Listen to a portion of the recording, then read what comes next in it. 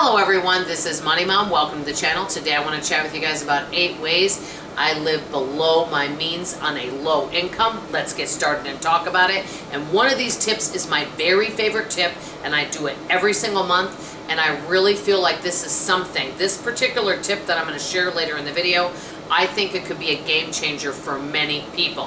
First tip, we've heard this one, live as close to a debt-free lifestyle as you can, because the more payments, the higher amount of money you're going to need to make each month. If I don't have cash, I simply don't buy it. And many times paying cash, you can save money. I used to do 6 months or 12 months, no interest all the time. And it was okay to do that, but I would rather pay cash now. Example, it was within the last 3 years I purchased some appliances, and I actually saved money by paying cash because I had a choice between either getting $100 off or doing 6 months no interest. I opted for the $100 off. Number 2, make your meals at home as much as possible. Yes, going out to eat occasionally is great, and even if you want to do it more than that, everyone should do what works for them because we're all on different budgets, all on different incomes. But for our family, it's kind of a budget buster to do that very often. And I found that meal prepping and putting things in portion control containers can really save money. Depending on what the meal is, I average out the meal cost anywhere from 85 cents to $1.50 per meal. I don't know anywhere that I can eat for that, and we've had very little or minimal food waste, so that's good. Number 3, this is really important. I call it personal finance. What you want to spend money on and what I want to spend money on, what I value, may be very different, and that's okay. That's why each person needs to do what works for them. But buy what you value and what is important to you. Example, if you enjoy getting together with your girlfriends twice a month and you do go out to eat and that's some special time and you're creating special memories, then that's important to you. Somebody else I know, I have a friend of mine that gets monthly massages. That's really important to her. Every one of us is different, but ask yourself, where do you want your money going? What do you enjoy? So that's number 3. Now number 4 is my very favorite tip. I could almost do a separate video on this because I think it's a very powerful tip. Every single month I evaluate and I say, where have I overspent? What have I done well? What have I not done well? For a while there, I was overspending on groceries, which isn't because grocery prices have gone up. It's because I was not being mindful and I had poor planning.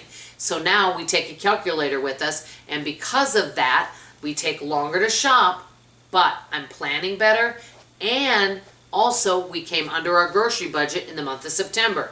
So basically I saw a hole or an area I need to improve. But every month I say, do you have any buyer's remorse? Are there any areas that you think you overspent? Another area I did overspend in September is Dollar Tree.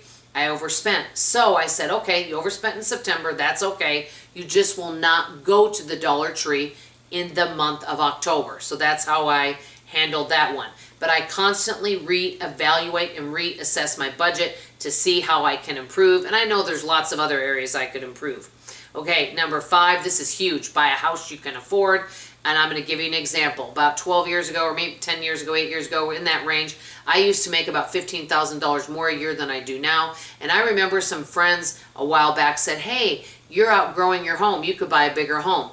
Well, I've known of people where one spouse makes more than another spouse, and then the person that makes the most money is the one that loses their job, and then they end up being house poor because they can't afford the house payment on the lower person's salary. So we wanted to purchase a home that we could afford. Now, nowadays, I know that can be definitely more challenging. So I have heard this before, that they say that we should not purchase a home that's more than 3 times our salary. So say if you make $40,000 a year, you are not going to want to spend more than $120,000 on a house. That is an example of that. But everyone may be different, and it depends where you live, and it depends on so many factors. I'm just sharing information. Okay, number 6, I say no a lot. Okay, no thank you, no thank you, thank you for thinking of me. You got to get used to saying no, and you're going to make people angry along the way. Okay, number 7, I've been doing low spends sometimes. I don't do no spends, but I'll say low spends. Like, okay, this month I'm not going to do Amazon. This month I'm not going to go out to eat. This year I'm going to buy, and for 2023, this year I'm going to buy minimal clothes. And I'm really glad that I did that because I haven't been needing any clothes. And that has saved me a lot of money this year, not purchasing clothes unless it was a need for work. Okay, number 8, last but not least, plan ahead. I am constantly planning ahead for upcoming expenses. I know that we will need our back shower door replaced. I knew we needed tree work, so I'm always thinking ahead. These are 8 ways that I live off a low income or below our means. I want to hear from you in the comments below. Name a great tip on how you live below your means and share with me your favorite tip from this list. My favorite tip is reevaluate and reassess your budget every month. Let me know what you guys think. That's all I have to say for now. I love you, I appreciate you, and I sure hope to see you on tomorrow morning's video. Bye-bye.